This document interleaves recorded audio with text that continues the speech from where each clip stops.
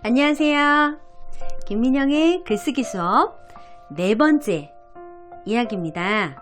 오늘의 주제는 글쓰기를 위한 독서 습관입니다. 여러분이 많이 고민하고 있는 부분이기도 하고, 제가 글쓰기 강의하면서 사실 독서 쪽을 탄탄하게 잡지 않으면 이 아웃풋이 잘 안 나오거든요. 인풋이 잘 들어가야 그 다음에 출력도 잘 되겠죠. 근데 여러분께 궁금한 게 있어요. 1화부터 3화까지 다 시청하셨나요? 다 보신 분 손 번쩍! 번쩍! 네, 완전 감사합니다. 저한테 진짜 힘이 되네요. 제가 꾸준히 정말 체계적으로 하나하나 디테일하게 제 컨텐츠를 올릴 예정입니다. 제가 유튜브를 찍어보니까 상당히 공부도 되고 저한테 컨텐츠가 되기 때문에 현장 강의할 때도 도움 많이 됐어요. 그래서 유튜브를 찍는데 지금 상당히 취미를 붙이고 있고, 이거 나한테 굉장히 내가 도전할 만한 영역인데, 이런 생각을 하면서 즐겁게 하고 있습니다.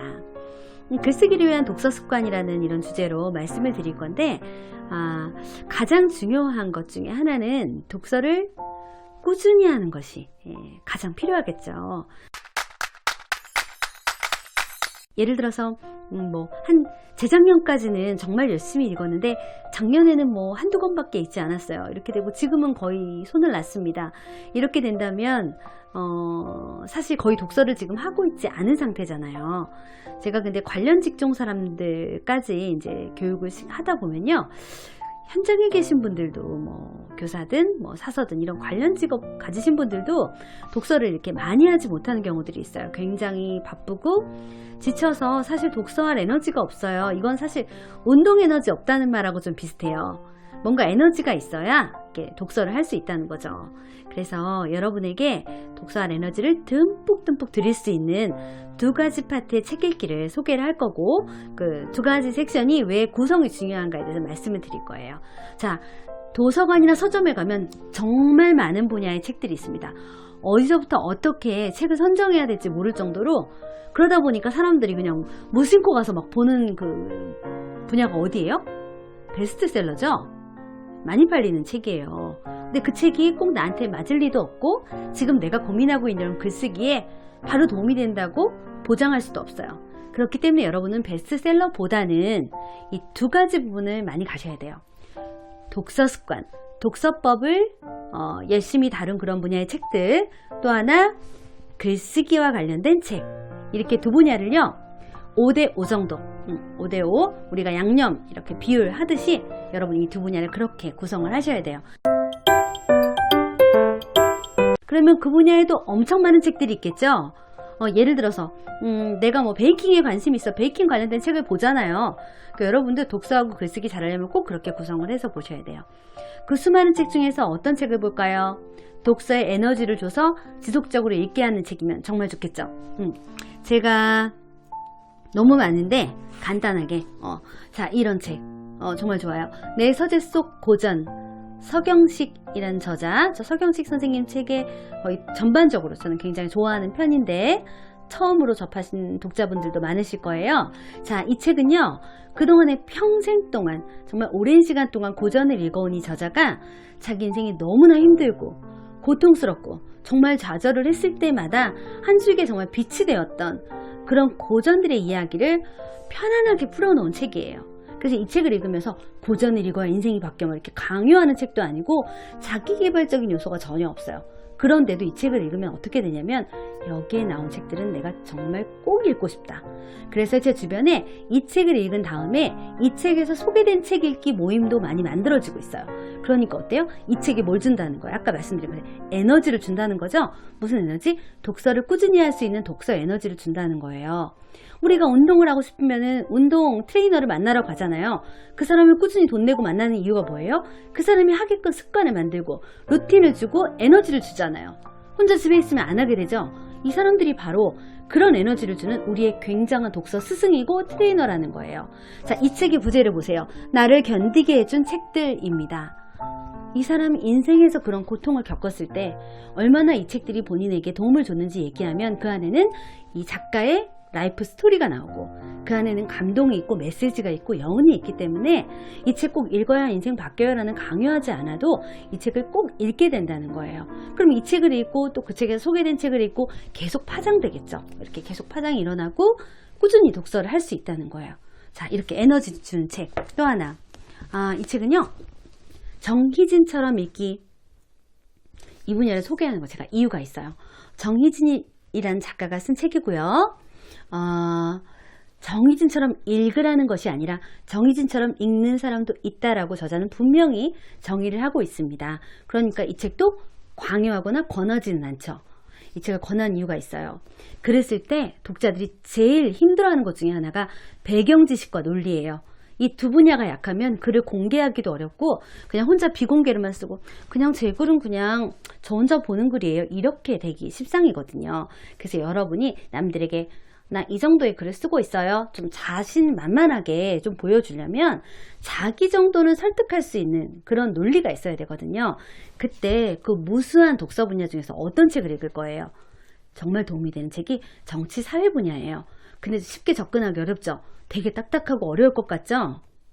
이 책에서 바로 정치 사회 분야의 스테디셀러, 정말 그동안에 많이 익혔고 아주 좋은 책들을 7, 80권 정도를 갈무리를 해주고 있는데 그 책의 내용들을 썸머리 한다기보다는 자신이 읽었던 것들을 완전히 체화해서 뱉어내듯이 얘기하고 있기 때문에 정말 쏙쏙 와닿아요.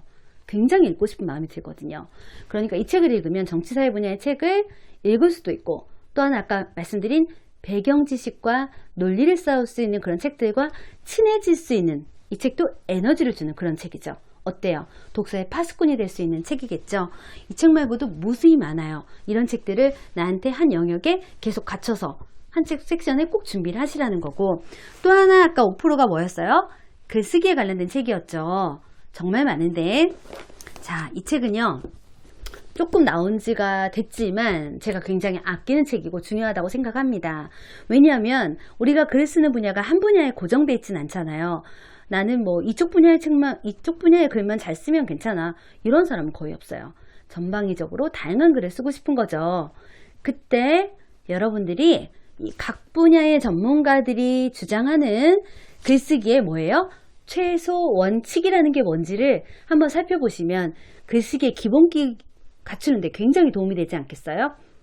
과학자, 뭐 인문학자, 소설가 등 아주 각 분야의 전문가들이 말하는 최소 원칙이고요.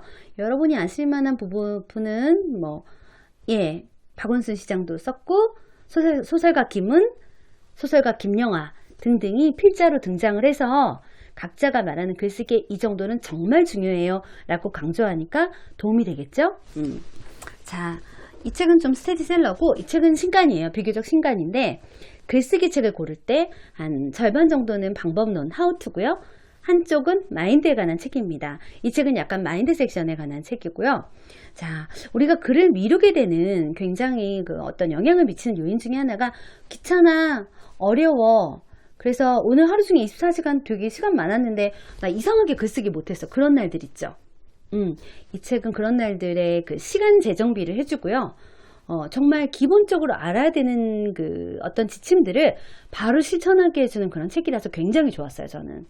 뭐, 제가 주변에도 많이 권했는데 굉장히 좋다고 하셨어요.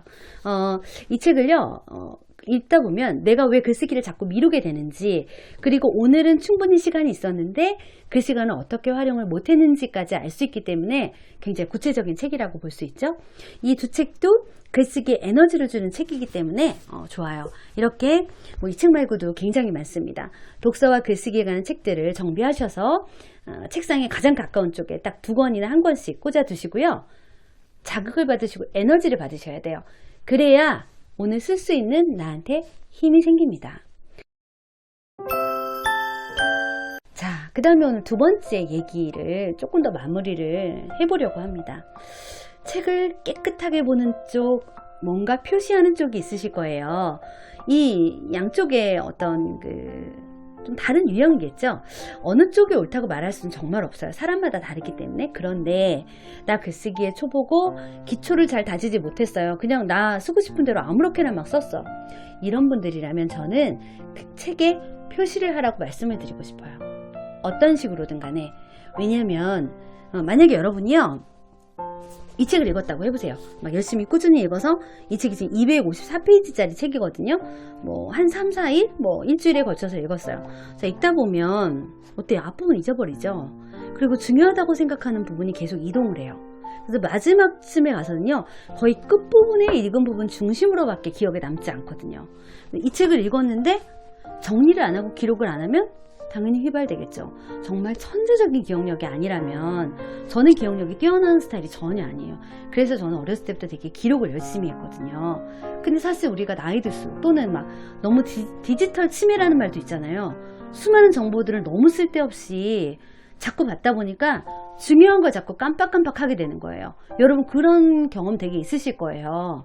그래서 기록이 정말 중요해지는 그런 시대가 왔어요.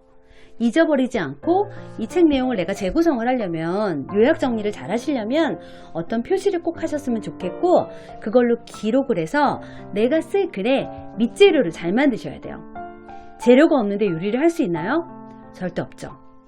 아무런 재료도 없는데 그냥 이 책 읽었으니까 난 글 몇 자 좀 써볼까? 앉았어요. 절대 안 써져요. 머릿속에 이 가정리라는 게 있거든요. 말로 하면서도 정리가 되고 메모 기록하면서도 사람이 정리를 할 수 있는 거예요. 이 정리가 안 되고 막 이렇게 뭐 되게 멋진 첫 문장을 쓰려고 하면요, 이게 습관이 된 사람도 잘 안 돼요. 그래서 지금 만약에 내가 책 읽기에 대해서 조금 더 습관을 잘 잡고 싶으신 분은 아까 전에 독서 글쓰기 책을 읽는 것과 같이 병행을 해서 이 메모 기록 쪽을 조금 더 자기한테 완전히 가깝게 이제 루틴으로 삼으셨으면 좋겠고요. 기록하는 도구들은 여러분들이 편한 것으로 취하셔서 그것을 일상의 습관으로 꼭 만들어 보셨으면 도움이 되실 것 같아요. 자, 사화 도움이 되셨나요? 구독, 좋아요. 감사합니다.